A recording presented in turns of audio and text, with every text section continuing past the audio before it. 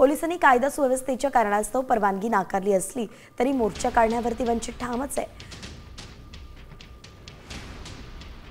माधव सावरगावे आपले प्रतिनिधी थेट छत्रपती संभाजीनगरमधून आपल्यासोबत जोडले गेलेत। माधव, कशा पद्धतीने मोर्चाची सध्या तयारी सुरू आहे?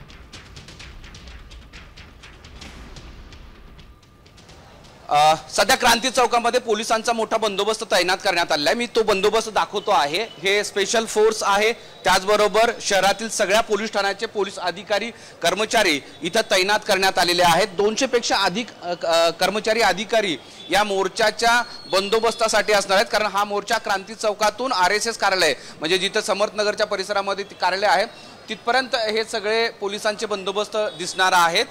यासाठी स्वतः DCP ACP या जवळपासच्या सगळ्या पोलीस ठाण्याची PI आणि पोलीस कर्मचारी तैनात करण्यात आलेले आहेत। वंचित बहुजन आघाडीच्या वतीनं RSS वर बंदी घालावी या मागणीसाठी मोर्चा काढणार असल्याचं सांगितलं होतं। तसं निवेदन पोलिसांना दिल्यानंतर पोलिसांनी दिवाळी आणि त्याचबरोबर कायदा सुव्यवस्थेचा विचार करून तो मोर्चा काढू नये अशी नोटीस दिली होती, पण आम्ही नोटीशीला जुमानणार नाही, नोटीस दिली तरी आम्ही मोर्चा काढणारच या भूमिकेवर वंचित बहुजन ठाम असल्यामुळं त्या दृष्टीने पोलिसांनी आता बंदोबस्त तैनात करण्यात आलेला आहे।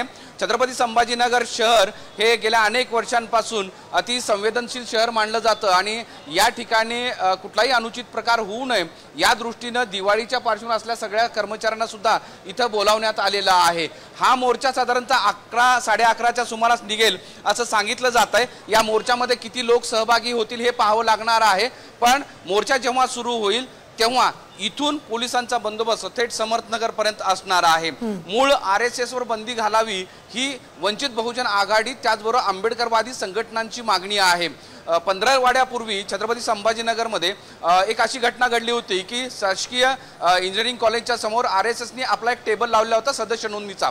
त्याला आक्षेप काही कार्यकर्त्यांनी घेतला आणि त्यावरून हे प्रकरण पोलीस ठाण्यापर्यंत गेलं आणि त्यानंतर सगळ्या आंबेडकरवादी संघटना त्यातले काही पदाधिकारी कार्यकर्ते आणि वंचित बहुजन नंतर आता सगळ्या आंबेडकरवादी ज्या संघटना आहेत त्या एकत्र येत आहेत आणि छत्रपती संभाजीनगरमध्ये मोर्चा काढला जातोय। परवानगी नाकारली आहे तरी देखील मोर्चावरती सुजात आंबेडकर ठाम आहेत।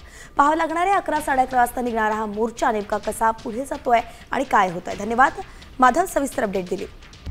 आता isakal.com आहे देशातील नंबर 1 ची मराठी न्यूज वेबसाईट। प्रत्येक अपडेटसाठी isakal.com ला नक्की भेट द्या।